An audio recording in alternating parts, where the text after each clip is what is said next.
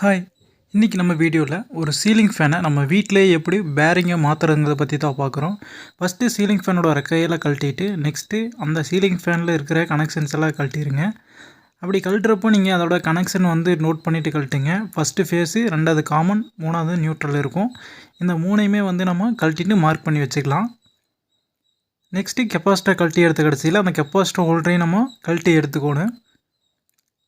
Next இந்த cover கழட்டுறதுக்காக first இந்த ஒயரெல்லாம் damage ஆகாமல் இருக்கிறதுக்காக அந்த ஹோல்ஸுக்குள்ளேயே உள்ளே போகிற மாதிரி நம்ம வச்சு இன்செர்ட் பண்ணிடணும். அப்புறம் இந்த 3 போல்ட் சைடுக்கு நான் ஆல்ரெடி லூஸ் பண்ணிவிட்டேன், அதனால் அது ஈஸியாக அதை கழட்டிக்கிறப்போ இந்த 3 போல்ட்டு கழட்டுறப்போ தான் நம்மளோட 2 கவரையும், டாப் கவரையும் பாட்டம் கவரையும் பிரிக்க முடியும். அதனால் அந்த 3 போல்ட்டையும் நான் லூஸ் விட்டு கழட்டி எடுத்துட்டேன். இப்போ பார்த்திங்கன்னா ஒயர் ஒரு துளி கூட வெளியே தெரியாத மாதிரி நான் உள்ளே வச்சுருக்கிறேன். நெக்ஸ்ட்டு இது மாதிரி ஒரு மரக்கட்டை வச்சு நீங்கள் தட்டுறப்போ கீழே இருக்கிற பாட்டம் கவர் நம்மளுக்கு கழண்டு வந்துடும். பார்த்திங்கன்னா உள்ளே பேரிங் இருக்குது, இந்த பேரிங் தான் நம்ம மாற்றணும்.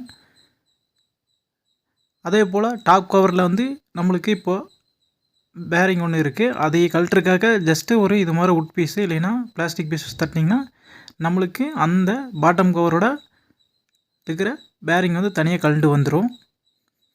இப்போது டாப் கவரில் இருக்கிற பேரிங்கை ஜஸ்ட்டு நீங்கள் இது போல் ஒரு மெட்டல் பீஸ் வச்சு தட்டினீங்கன்னா அந்த டாப் கவர் அந்த ஹோல்ஸ் வழியாக தட்டுறப்போ அந்த பேரிங் ஈஸியாக உங்களுக்கு கழண்டு வந்துடும். நம்ம இதே கழட்டியாச்சு. இந்த பேரிங் நம்ம மாற்றிக்கலாம்.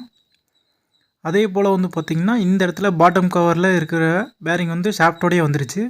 நீங்கள் ஜஸ்ட் அந்த ஹோல்ஸில் வச்சு ஏதோ ஒரு மெட்டல் வச்சு தட்டினீங்கனாலுமே அந்த பேரிங் கழண்டு வந்துடும். நான் இந்த இடத்துல புல்லர் யூஸ் பண்ணுறேன். என்கிட்ட புல்லர் இருக்கிறதுனால இந்த இடத்துல புல்லர் யூஸ் பண்ணுறேன். ஜஸ்ட் அதில் போட்டு நீங்கள் டைட் பண்ண பேரிங் மட்டும் உங்களுக்கு வெளியே வரும். இப்படி ஈஸியாக நம்ம பேரிங் டேமேஜ் இல்லாமல் கூட கழட்டிக்கலாம். நம்மளுக்கு பாட்டமில் இருக்கிற பேரிங் நம்பர் பார்த்திங்கன்னா 6201ங்கிற பேரிங். அது 2RS, அதாவது 2 சைடு ரப்பர் சீல்டு இருக்கிற பேரிங். 6201 2RS bearing. டாப்பில் 6202 2RS பேரிங். இது இந்த மாதிரி 2RS ரப்பர் சீல்டு இருக்கிற பேரிங் நீங்கள் மாய்ச்சர் இருக்கிற என்வரன்மெண்ட்டில் யூஸ் பண்ணலாம். இல்லைன்னா இது மாதிரி metal shield double Z 6201 6202 double Z இருக்கிற பேரிங்கை நீங்கள் மாய்ச்சர் இல்லாத என்வரன்மெண்ட்டில் யூஸ் பண்ணிக்கலாம். 6202 டபுள் ஜெட் பேரிங் நான் ஃபஸ்ட்டு அடிச்சுக்கிறேன். இப்போ நம்ம அடித்தாச்சு 6202 டபுள் ஜெட் பேரிங். அதே போல் 6201 டபுள் ஜெட் பேரிங் டாப் கவரில் நான் அடித்தாச்சு. இந்த 2 பேரிங் தான் நம்மளுக்கு காமனாக மோட்டருக்கு, அதாவது சீலிங் ஃபேனுக்கு வரும். நெக்ஸ்ட்டு அந்த ரிங்கை நம்ம உள்ளே வச்சுக்கலாம். அந்த ரிங் தான் பார்த்திங்கன்னா நம்மளுக்கு இந்த இடத்துல ரோட்டராக ஒர்க் ஆகும். இப்போது நீங்கள் கீழே 6201 டபுள் ஜெட் பேரிங்க்கு அடிக்கிற கீழே பார்த்திங்கன்னா நம்மளுக்கு அந்த ஸ்டார்டரோ கீழே ஸ்ப்ரிங் வரும். அதை போட்டு நீங்கள் ஜஸ்ட்டு மேலே வச்சு ஒரு இது போகிற ஒரு உட்டன் பீஸு இல்லைன்னா இது மாதிரி பிளாஸ்டிக்கில் வச்சு தட்டினீங்கன்னா அது அங்கே அப்படியே உள்ளே போய்க்கும். நீங்கள் டைரெக்டாக தட்டிங்கன்னா ஷாஃப்ட் லைட்டாக டேமேஜ் ஆகிற வாய்ப்பு இருக்குது. நெக்ஸ்ட்டு இப்போ டாப் கவர் போட்டிருக்கிறோம். டாப் கவரில் ஆல்ரெடி நம்ம 6202 டபுள் ஜெட் பேரிங் அடித்தாச்சு. இப்போது நீங்கள் இது போல் ஏதோ ஒரு ரிங்மாக இருக்கிறத வச்சு லைட்டாக தட்டினீங்கன்னா அந்த ஷாஃப்ட் கொஞ்சம் கொஞ்சமாக கீழே இறங்கி நம்மளுக்கு கப்பு க்ளோஸ் ஆக ஆரம்பிக்கும்.